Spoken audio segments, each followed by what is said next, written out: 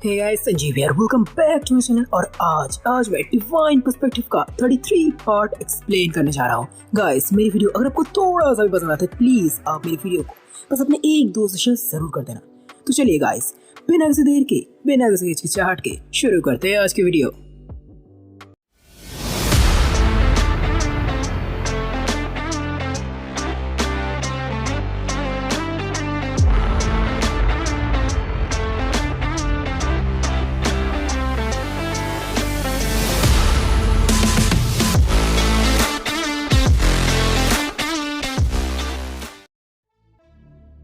तो गाइस, पिछले पार्ट के आखिर में हम सभी लोगों ने देखा था कि यान की मदद करने के बाद यान भैया चल पड़े थे अपने मिशन कंटिन्यू करने, यानी कि ज़ेनरेन को प्रोटेक्ट करने। और जैसा कि अपने भैया के नए मोटे दोस्त से उम्मीद की जा सकती थी, लाइब्रेरी में पहुंचते ही वो मोटा भी ज़ेनरेन के बारे में हर एक जानकारी उन्हें देने लगता है कि ज़ेनरेन हमेशा अकेली बैठी है, ना ही उसके कोई दोस्त है और ना ही उसका कोई रिश्तेदार या भाई बहन उनसे मिलने आती है। वो हमेशा अकेली ही बैठती है और अकेली ही पढ़ती है। जब वो दोनों ऐसे बात कर ही रहे थे, तभी वहाँ पर सूट बूट पहने एक बंदा आ जाता है, जिसके हाथों में फूलों का एक बड़ा सा गुलदस्ता था। ये कोई और नहीं, ये था ऊ फैमिली का यंग मास्टर ऊ तेंगयू। आते ही तेंगयू ज़ेनरेन के सामने झुककर उसे प्रपोज करने लगता है। ज़ेनरेन हमेशा की तरह उसे झटक देती है, लेकिन तेंगयू फिर भी नहीं मानता। वो फिर से ट्राई करने लगता है। बाहर से इसके भोले भाले शक्ल को देख तो लग रहा था कि इससे भोला बंदा इस दुनिया में कहीं मौजूद ही नहीं है, लेकिन मोटा तुरंत ही इसका भांडा फोड़ देता है। ये इसके भोले वाली शक्ल पे मत जानना, ये बहुत बड़ा कमीना है, बहुत बड़ा कमीना। इसने कई सारी लड़कियों की जिंदगी बर्बाद की है, लेकिन तेंगयू अपने फैमिली पावर की वजह से उन सभी को दबाने में कामयाब हुआ है। मोटे की ये बात सुनकर येन भैया अपने इन येन आइज से तेंगयू को देखने में अपने आप को रोक नहीं पाते। और जैसा था उन्होंने सोचा, इस तेंगयू में सिर्फ और सिर्फ नहीं था लोचा, इसमें तो था पूरा का पूरा केमिकल लोचा। फिर अपने इन येन आइज को एक्टिवेट करते ही उसे तेंगयू के पॉकेट में एक शीशी दिख जाती है। जब वो उसे ध्यान से देखते हैं, तब उसे वो एफ्रोडाइसिक जैसा कुछ लग रहा था।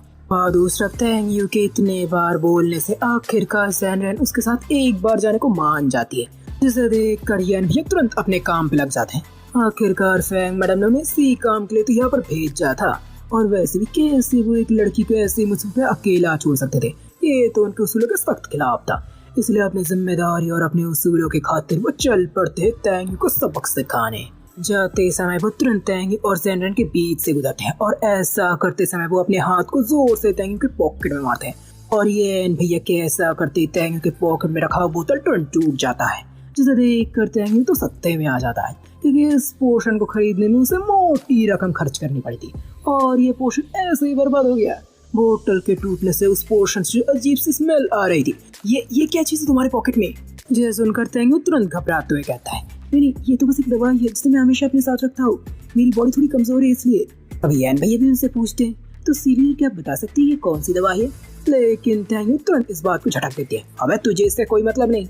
इसके बाद वो फिर ज़ेनरेन से अपने सब जानने को कहती है, लेकिन बहुत पहले ही ज़ेनरेन के सिक्स सेंस ने कर दिया था उसे आगा कि बेटी इसके साथ मत जा। तभी अपने येन भैया भी जले पर नमक छिड़कते हुए कहते हैं, सीनियर आपने सुना नहीं कि ज़ेनरेन ने क्या कहा? आपको शायद यहाँ से चले जाना चाहिए। और ये सुनकर तेंगयू गुस्से से फुफकारता है, लड़के तुझे पता नहीं तू किससे पंगा ले रहा है। लेकिन येन भैया को तो उसके धमकी से झाड़ भी फर्क नहीं पड़ता था। वो कॉर्पोरेशन किसी और के लिए बहुत बड़ी तोप हो सकता है, लेकिन अपने येन भैया के सामने वो कुछ भी नहीं था। अगर होता भी कैसे, येन भैया ने खुद से ब्लड हॉल ऑटोराइजेशन को उखाड़ कर जो फेंका था। दूसरा, पब्लिक भी अपने भैया के इस एक्शन से बहुत ज्यादा खुश थी, क्योंकि उन्हें पता था कि तेंगयू कितना बड़ा कमीना है। वो लोग भी बहुत समय से सबक सिखाने की कोशिश कर रहे थे, लेकिन उसके पावर पोजीशन की वजह से वैसा कर नहीं पा रहे थे। और आज येन भैया को ऐसा करते देख उनके दिल को जरा ठंडक पहुंच गई थी। तभी येन भैया ज़ेनरेन से कहती है, तेंगयू कोई अच्छा इंसान नहीं है, तुम्हें उसके साथ बिल्कुल भी नहीं रहना चाहिए। ज़ेनरेन भी इस बात को समझ जाती है, लेकिन आखिरकार वो अपने भैया से ये डाउट पूछ ही लेती है कि आखिरकार वो लिक्विड था तो था क्या। येन भैया भी उसे बता देते हैं, और जब ज़ेनरेन को पता चलता कि असल में वो क्या था, वो गुस्से से फुफकारने लगती है कि आखिरकार उस कमीने की हिम्मत भी कैसे उसके साथ ऐसी हरकत करने की। फिर जी भर के तेंगयू को गाली देने के बाद ज़ेनरेन आखिरकार येन से पूछ लेती है कि आखिरकार उन्होंने उसकी मदद की थी, क्योंकि ज़ेनरेन खुद उसके लिए क्लास में मुसीबत खड़ी कर दी थी। तभी येन भैया भी बड़े आराम से कहते हैं, मैं तेंगयू की तरह कमीना नहीं हूँ, बस इतनी सी बात है।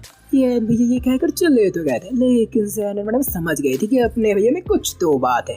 ज़ेनरेन की मदद करने के बाद येन भैया फिर से चले जाते हैं अपने मोटे दोस्त के पास। तभी वो मोटा कहता है, अबे येन भाई, तू तो कमाल का है रे। तूने पहले दिन आते ही हन येन और ज़ेनन को अपना दोस्त बना लिया, और तो और ज़ेन ह्यूमन में तुझे लगातार देखी जा रही है। येन भैया को कुछ समझ में नहीं आता, लेकिन जब मोटा एक तरफ इशारा करता है तब वो देखते कि एक खूबसूरत लड़की लगातार उन्हें टकटक लगाए देखे जा रही है। येन भैया तुरंत उस मोटे से लड़की के बारे में पूछते, तभी वो मोटा भी बताने लगते हैं कि इस लड़की का नाम है ज़ेन ह्यूमन। ये काफी मिस्टीरियस फैमिली से बिलोंग करती है और ये भी हमारी कैंपस क्वीन में से एक है। जब वो दोनों ऐसे बात कर ही रहे थे तभी वहाँ पर आ जाते हैं कुछ बंदे। ये कोई और नहीं, ये थे ताइक्वांडो क्लब से, जो येन भैया से अपने बदला लेने के लिए आए थे। आते ही वो अपनी छत्ती चौड़ी करके येन भैया का नाम पुकारते हैं, और जो कोई भी है ना चुपचाप बाहर आ जा। येन भैया भी बड़े आराम से बाहर आ जाते हैं। तभी वो लोग कहते हैं, अच्छा तो तू है यार, देख तूने हमारे लोगों को परेशान किया, अब तेरे पास दो चॉइस है। पहला, तू हमारे सामने झुककर माफी मांग, या तो हो सकता है हमसे फाइट करके जीत ले। जब येन भैया ने कोई गलती की ही नहीं थी तब माफी मांगने का तो कोई सवाल ही नहीं उठता। वो तुरंत कहते हैं, भाई माफी मांगने का तो कोई सवाल नहीं उठता, लेकिन मैं तुम लोगों को कुछ लेसन जरूर दे सकता हूँ। ये सुनकर वो लोग भी समझ जाते हैं कि अपने भैया हाथों से बात करने वाले आदमी है, मुंह से नहीं। इसलिए वो तुरंत उन्हें अपने ताइक्वांडो क्लब की तरफ ले जाने लगते हैं। पब्लिक भी तमाशा देखने के लिए पीछे पीछे जाती है, और साथ ही साथ जाती है ह्यूमन, क्योंकि वो देखना चाहती थी कि कैसे येन भैया इस प्रॉब्लम के साथ डील करते हैं।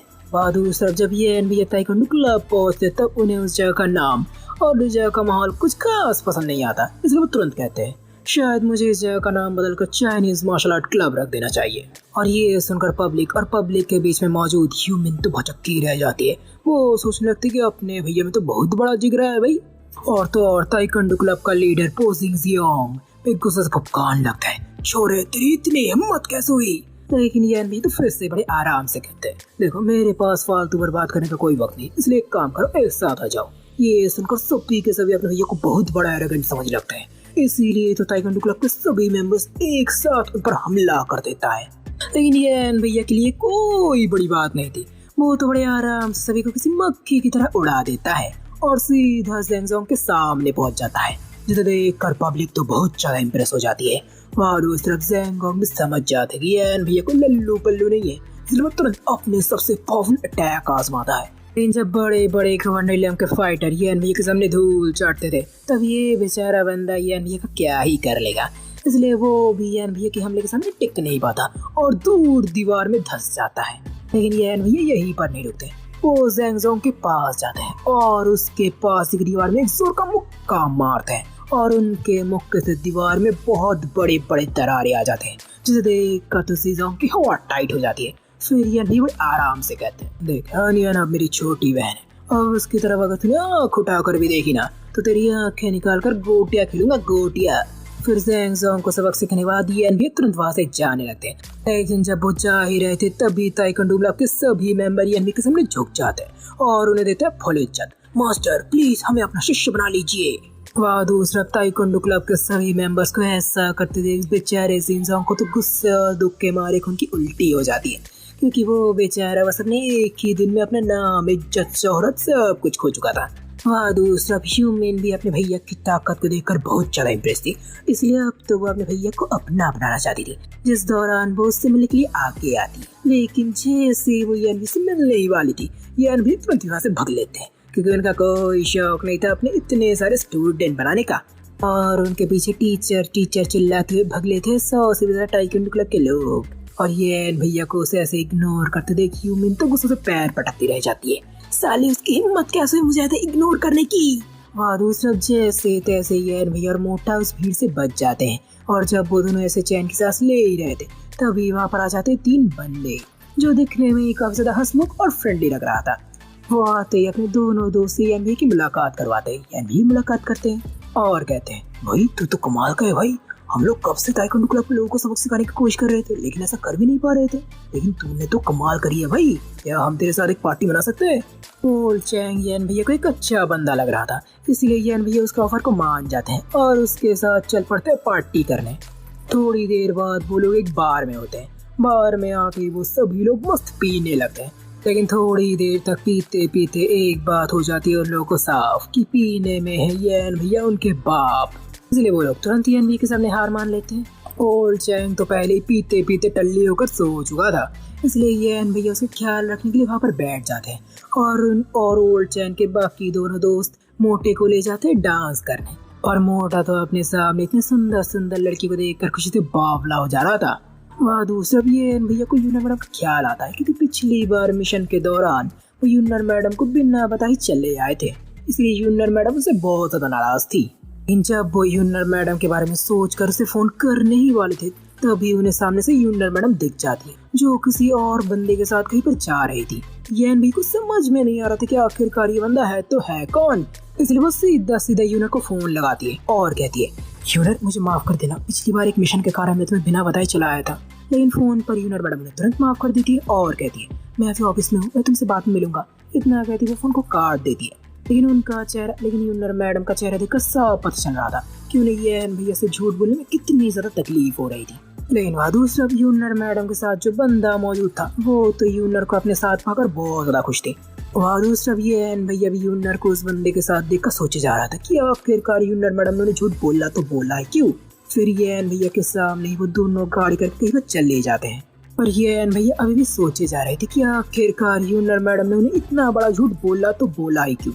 लेकिन उन्हें अपनी रिलेशनशिप पर पूरा भरोसा था कि यूनर मैडम उन्हें बाद में सब कुछ खुलकर बता देगी। लेकिन जब वो यूनर मैडम के झूठ के बारे में सोच रहे थे, तब उन्हें गुस्सा और दुख दोनों हो रहा था, और इसी गुस्से और दुख के मारे वो लगातार पीने लगते हैं। जब वो ऐसे लगातार बेहिसाब पी रहे थे, तब भी उनके पास आती है खूबसूरत लेडी और पूछती है, क्या मैं यहाँ पर बैठ सकती हूँ। येन भैया उन्हें तुरंत परमिशन दे देते हैं और फिर से पीने लगते हैं। येन भैया के पास जो लेडी बैठी थी वो बहुत ज्यादा समझदार थी, इसलिए वो येन भैया को देखकर तुरंत समझ जाती कि येन भैया का दिल टूटा है। हैंडसम, अगर तुम्हारा दिल टूटा है तो शराब पीने से जुड़ेगा नहीं। तो येन भैया भी कहते हैं, तुम क्या जानो दिल टूटने का क्या मतलब है। तभी वो लेडी भी कहती है, शायद मैं नहीं जान सकूँ, क्योंकि आज तक मैं कभी रिलेशनशिप में आई नहीं। तभी येन भैया भी उससे कहता है, चिंता मत करो, तुम्हें बहुत जल्दी अपना कोई साथी मिल ही जाएगा। ऐसे ही वो दोनों बातें करते करते बेहिसाब पीने लगते हैं। वो लोग अब इतना पी चुके थे कि उन दोनों को जरा सा भी होश नहीं था, लेकिन वो दोनों किसी तरह से अपने आप को संभाल कर कहीं पर जाने लगते हैं, और उनके दोस्त भी येन भैया को एक लड़की के साथ देखकर उनको रोकते नहीं है। अगले दिन जब येन भैया आँख खोलते हैं, तब वो एक बड़े से होटल में होते हैं। अभी भी उनका सर थोड़ा सा चकरा रहा था, लेकिन उन्हें वो लेडी कहीं पर भी नहीं दिखती। और जैसे वो पिछली रात को सही से याद करते हैं, उन्हें याद आता है कि उन्होंने कितना बड़ा कांड कर दिया है, इसलिए वो फिर से उस लेडी को वहाँ पर ढूंढने लगते, लेकिन उन्हें वो लेडी नहीं मिलती। बस उन्हें एक नोट मिलता है। उस नोट का अगला पिछला तो उनको समझ में नहीं आता, बस उन्हें इतना समझ में आता है कि ये बस एक वन नाइट स्टैंड था। वहाँ दूसरी तरफ हमें दिखाया जाता है उस लड़की को, जो येन भैया के साथ उस रिश्ते को तो कब की भूल चुकी थी। वो येन भैया के साथ अपनी दोस्ती नहीं भूली थी, और इसी के साथ वो निकल पड़ती अपनी एक नई सफर की तरफ। वहाँ दूसरा येन भैया को उस लेडी के बारे में कुछ भी नहीं पता था, इसलिए वो उस लेडी के बारे में जानने के लिए रिसेप्शनिस्ट से पूछती है, लेकिन रिसेप्शनिस्ट तो उन्हें कुछ बताने के लिए तैयार ही नहीं थी। लेकिन जैसे ही फेंकते हैं वो पैसे ही शुरू हो जाता है तमाशा। वो लेडी तुरंत अपना मुंह चालू कर देती है, सर आप कल रात जिस लड़की के साथ रुके थे, उस लड़की का नाम है इंजियान और वो लगभग 28 साल की है। सर मेरे पास उस लड़की के बारे में बस इतनी इन्फॉर्मेशन मौजूद है। ये सुनकर येन भैया खुशी खुशी वहाँ से जाने लगे कि कम से कम उन्हें उस लड़की का नाम तो पता चला। लेकिन जाते जाते वो फिर से रुक जाते, क्योंकि फिर से उन्हें यूनर मैडम के झूठ के बारे में याद आ रहा था, और जब उन्हें उस बारे में याद आ रहा था, तब वो अपने दांत पीस रहे थे। लेकिन जाते जाते वो रुक जाते हैं, क्योंकि फिर से उन्हें यूनर मैडम के झूठ के बारे में याद आ रहा था। तो गाइस क्या होगा आगे? क्या येन भैया यूनर मैडम के साथ अपना रिश्ता तोड़ देंगे, या फिर यही से शुरू होगा अपने येन भैया की जिंदगी का एक नया मोड़? क्या होगा आगे जानने के लिए देखते रहिए आप मेरी इस मजेदार और इंटरेस्टिंग कहानी को, द डिवाइन पर्सपेक्टिव। गाइस इस अमेजिंग कहानी को प्लीज आप एक लाइक, शेयर एंड सब्सक्राइब जरूर कर दीजिएगा, क्योंकि ये काम करना बहुत ही आसान है गाइस। फिर से बोल रहा हूँ, मैगी बनाने से ज्यादा आसान। तो गाइस प्लीज इसे कर देना। और आज के लिए take care and bye bye दोस्तों।